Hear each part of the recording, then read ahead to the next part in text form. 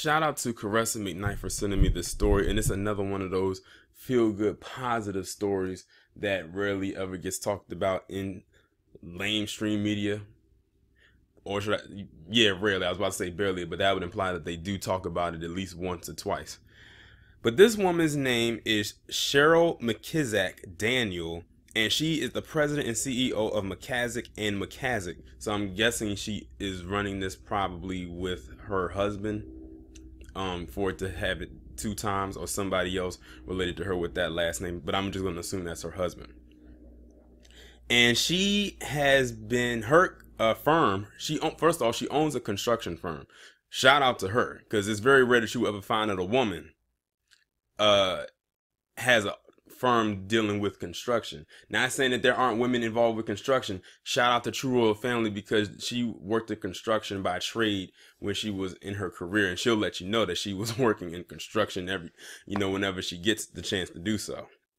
But she has a construction firm, and she was hired to build new terminals at JFK and LaGuardia airports. Those two airports, as you may know, are in New York, and those are the two main airports in New York and two of the most popular airports in America.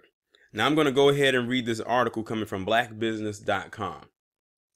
Being a woman in the male-dominated construction industry could be challenging for some, but for Cheryl McKissack Daniel, who is the president and CEO of McKissack and McKissack, the oldest black-owned and female-run construction company in the U.S., it always feels like home. Based in New York City, McKissack and McKissack is known for several major projects, including the revamping of Long Island's railroad hub, which runs below the Brooklyn Nets' home. They are also the firm behind the new construction taking place at LaGuardia Airport and the new Terminal 1 at JFK. In 1905, McKissack Daniel's grandfather, Moses McKissack, a former slave, founded the family business after learning the trade of making bricks. Now that's dope. That's a dope little piece right there. And they try to say that black people don't or have not built anything. And this guy used to be a slave. So now I think I know where the other McKissack may have came from. It might be from her grandfather's name. It says, since then, they built different buildings, homes, hospitals, including the Tuskegee Air Force Base, where black pilots trained to desegregate World War II. Her father, William DeBerry McKissack, took over the business in 1968, and that was when she started knowing about how the business goes. We would go to work with him every Saturday, starting at 10 years old, walking construction sites, tracing documents, learning about the building systems early in life. It was all ingrained in us. After her father suffered from a stroke in 1982, her mother, Latrice B. McKissack, stepped in and managed to grow the business even more, despite having no training in architecture. Some of the remarkable projects under her helm is the $50 million complex at Howard University and building at the National Civil Rights Museum in Memphis. What I'm liking about this woman's story so far, and not so much just her story, but her family story, is how they have managed to pass down this business from generation to generation. It started with her grandfather, then went to her dad, then her mother took over when her dad got sick, and now she has control over it. So they did not sell the company to anybody else. They kept it in the family, and they are involved with a lot of projects that surround a lot of black people. I can't even knock that, at least in its early stages. In 2000, McKissack Daniel, a bachelor's and master's degree holder in civil engineering, there you go with engineering again, that's STEM, from Howard University, took over the business. With her leadership, their construction and design firm has been making a mark on some of the major landmarks in the nation. McKissack Daniels credits the company's success even in New York, where it is now headquartered, to affirmative action. She said, people do business with people who look like them.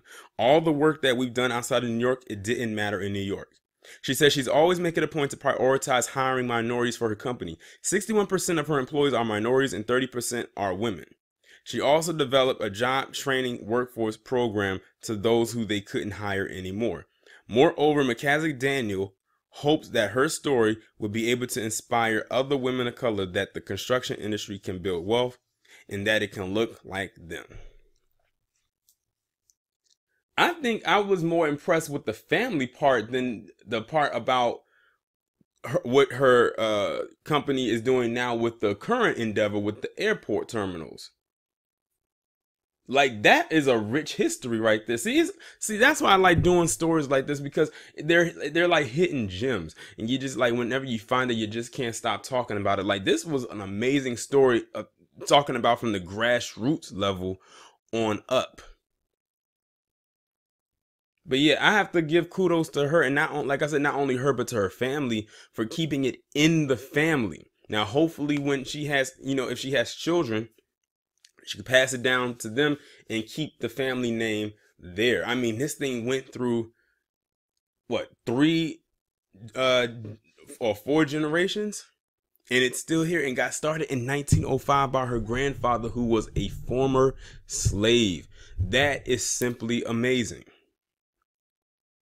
Like I said, this is something that mainstream media won't talk about, but thank God you have people like myself and people like Caressa McKnight that will send me stories such as these.